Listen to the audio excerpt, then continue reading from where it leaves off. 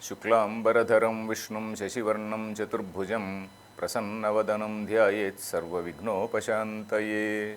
Om. Dear friends, we are seeing the second chapter of Gita, shloka number 58. That is, Krishna is giving that example of kurma. Kurma is that a tortoise. Tortoise, it withdraws. How the way the tortoise withdraws its limbs. Similarly, a jnani is supposed to withdraw himself. A jnani is supposed to withdraw himself from all the sense objects. So about withdrawal, I was telling you that there are two ways of withdrawal. One is a forcible withdrawal, that is called dhamma. And shama is that sensible withdrawal. That is by knowing the futility of a thing, by understanding it, and by viveka you are rejecting it. By discrimination, proper discrimination of what is right and what is wrong, you are rejecting it. And that is what is called dosha darshanam. Vishayeshu dosha darshanam. You are seeing what are the pitfalls in that, what are the problems, what is the evil involved in that, what is the wrong thing which is involved in that, and then you are gradually, slowly lightening your lifestyle and then making it simpler and and avoiding various things, and not physically shutting up in a room. So that is what I was saying. So indriyani indriyarthebhyah tasya prajna pratisthita, because indriyas, they are so designed by the God that they are always moving outwards. They are not looking inwards.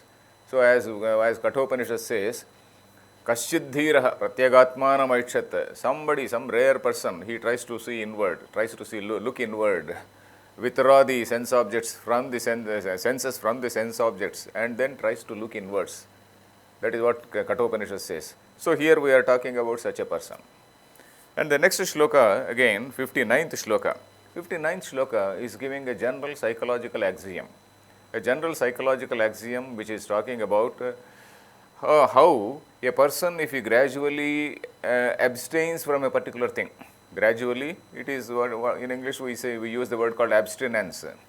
You abstain from a thing, gradually you abstain from a thing, and naturally the mind also gets used to that. The mind doesn't require it any longer. So that principle he is saying is a general psychological principle, that if you are consciously avoiding something, giving up something, and slowly you get used to that, and then you become very firm in that. So I will read it. Vishaya vinivartante niraharasya dehinah rasavarjam rasopyasya param drushtva nivartate. He is telling about two levels in this. One level is an ignorant person forcibly trying to withdraw. A person who is a seeker, let us say, not totally ignorant person, a person who is a seeker, who is consciously trying to withdraw. And the second level is a person who realizes. En route, he realizes in that same path, he also listens to what is called Upanishad Vakyani. He does some Shravanam, Mananam, etc. And once he understands it, then even that desire goes away. When a person consciously tries to withdraw himself, he may withdraw, but then there may be some longing, lurking desire, what we call that longing, lurking desire. So that longing, lurking desire also will disappear when he knows the truth, when he knows the higher reality. When he knows that higher reality, then even that desire drops off. So that is all that lurking desire drops off. So that is the meaning of this shloka. Vishaya vinivartante. Vishayaha means all the sense objects. Vinivartante means they just get withdrawn. They get withdrawn. For whom? Niraharasya dehinah. A person who is a dehi. Dehi means a person who identifies himself with the body-mind complex is called a dehi. Suppose I am so and so, I am this, so I am a dehi. And for a dehi, that is dehinaha means for the dehi, niraharasya, and the person who is consciously trying to avoid, consciously trying to withdraw, that is nirahara. Nirahara means aharam, we know ahara means food. Ahriyate iti ahara, that is that which is taken. Hru dhatu, I was telling you, hru means harane, to take. Ahara means to take something in. Ahriyate, to take. Niraharam is not taking. Niraharasya dehinah. I am doing upavasa, let us say. Upavasa is we also know the word upavasa. Usually we use the word upavasa for fasting. Upavasa literally means, upa means samipe, near, vasa means to stay. To stay near what? To stay near the divine, to stay near the truth, let us say. To stay near, suppose you are doing upavasa in connection with some Sri Ramanavami or Krishnashtami. So you are in your mind you have put the you have visualized the frame of that Lord Krishna and all his leelas, and then his whatever his teaching, not only his leela but also his teaching, and you are making your mind dwell on the teaching of Krishna, or making your mind dwell on the character of Rama. So that is what is called upavasa, upa samipe vasaha. But incidentally, we also, what do? We also fast, because on that day at least we will sit, all the people, they sit, people in the house, they all sit and then they read something, they recite something, and then they are supposed to leave all this routine life on that particular day and devote themselves for this sort of discipline. In a slightly disciplined manner they will lead. So upavasa, we use the word in that way. Upavasa, we usually use that word to fast. So here that also can be taken here. Nirahara, we can say, some Swamiji has said, netra upavasa. Netra upavasa means, suppose you are not looking at anything. Suppose upavasa, now what do we do on days which we fast? We watch TV. And watch TV, what do we watch on TV? We watch some movies where some dances are going on, and then all the mind again is highly excited seeing all those things.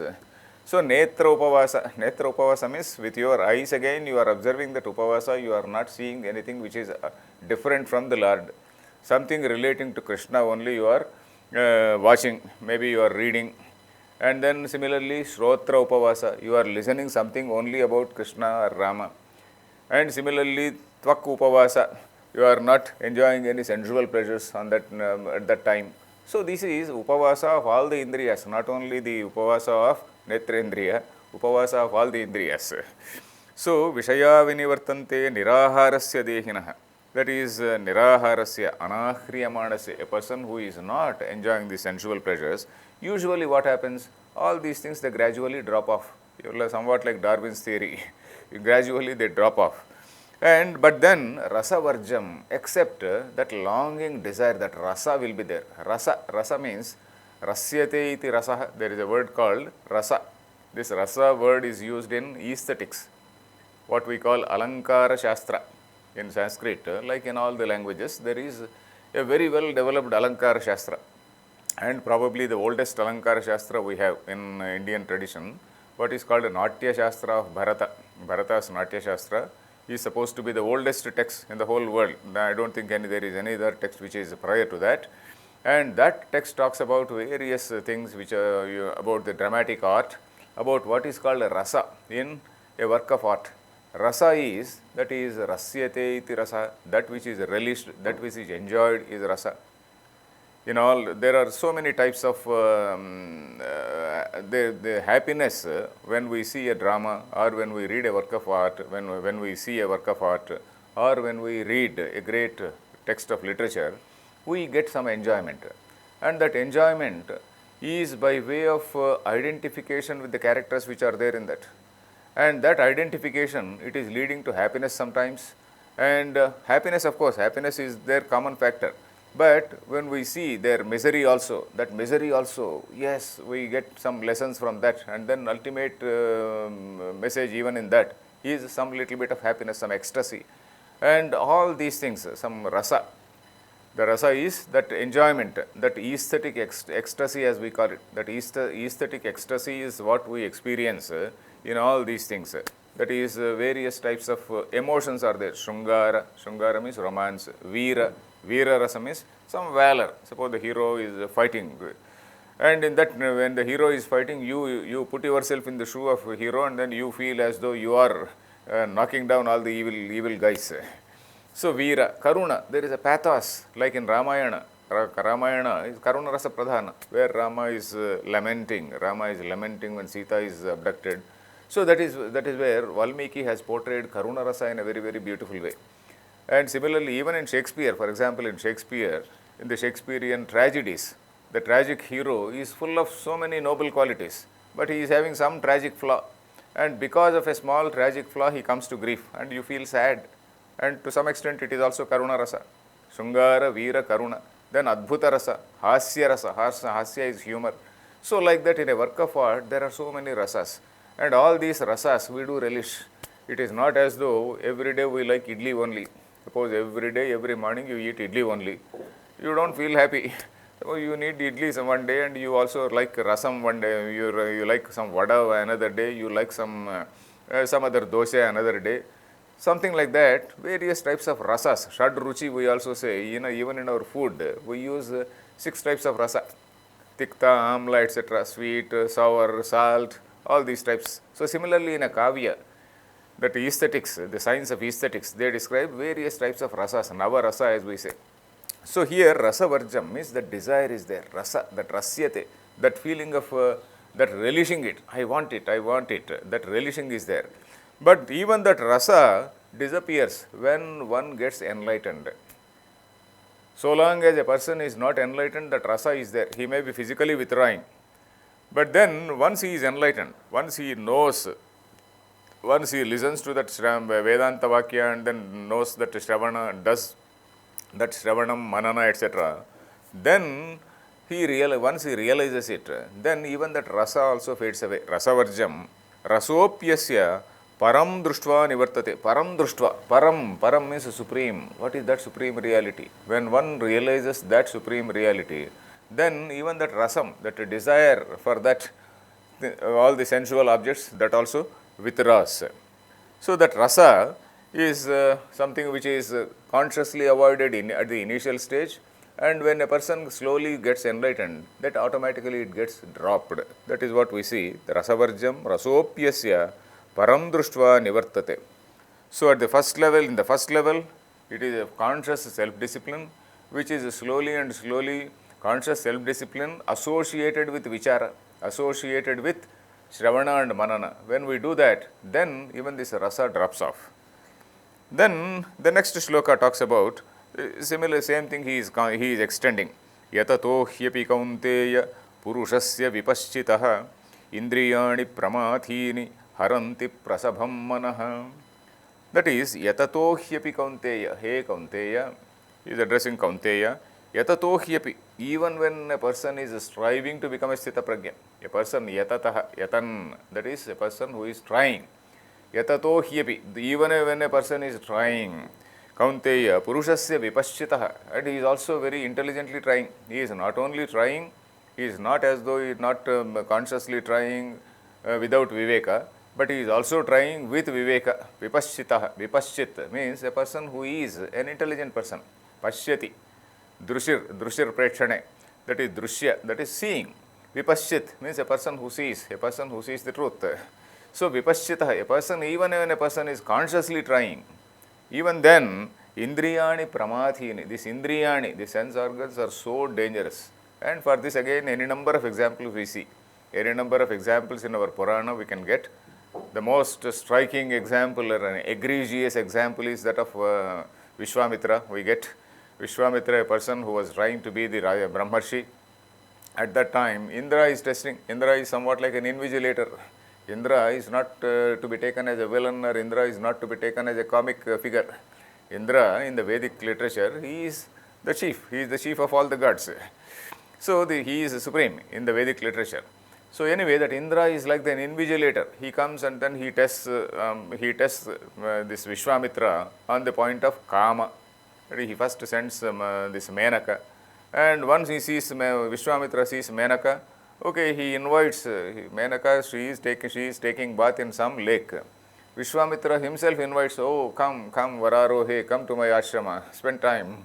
So he invites. Then again, the second time again, Indra tests him on the basis of Krodha. He curses, Vishwamitra curses this Rambha who comes. So that Krodha again goes away. So like this Kama, Krodha, on all counts he is tested. And only when Vishwamitra goes beyond all these things, it is all symbolic. It is not as though we have to take it literally. It is all symbolically also we have to take. All these things a jnani is supposed to avoid.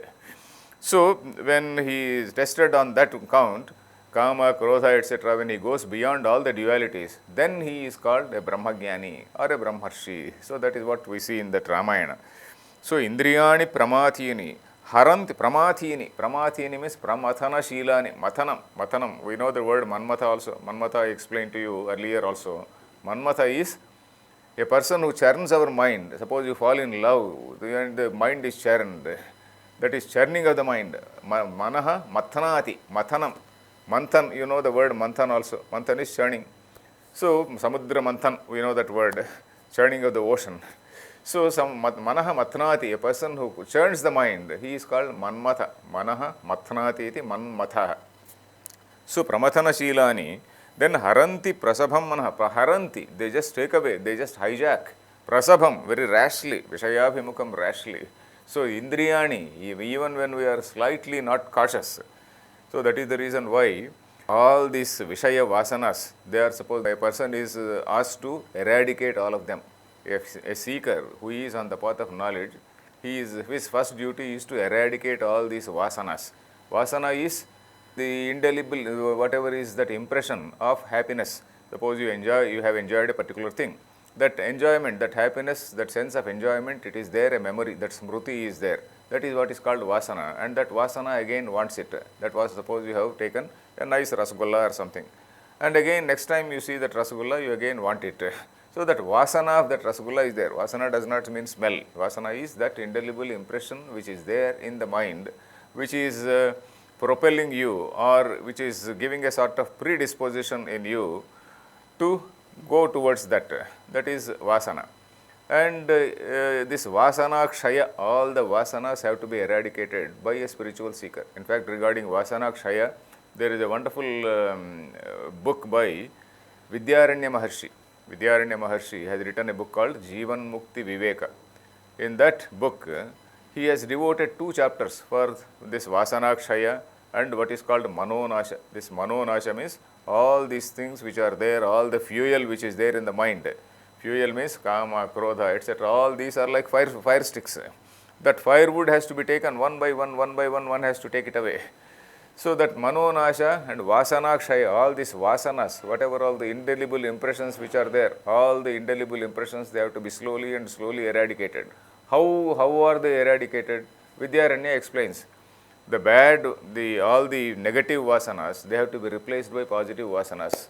One has to consciously cultivate certain positive practices. One has to consciously cultivate certain righteous or dharmic activities, so that the bad vasanas slowly and slowly they wither away, they become weak. So that is the only way. Like good money, in economics they say bad money drives away good money. So, but here what we have to do is the good vasanas have to drive away bad vasanas. So, a person has to consciously cultivate some good or righteous practices, so that the bad vasanas slowly disappear. So, that vasana kshaya, that particular passage I strongly recommend, vasana kshaya in Jivan Mukti Viveka of Vidyaranya. So, this shloka is talking about how the indriyani, the sense organs, they are very dangerous. They are dangerous in the sense we have to be very careful. They are doing their job. The mind is the boss. The mind is the boss. The mind is supposed to control. Manah pragrahavan naraha. The mind is supposed to be the reins.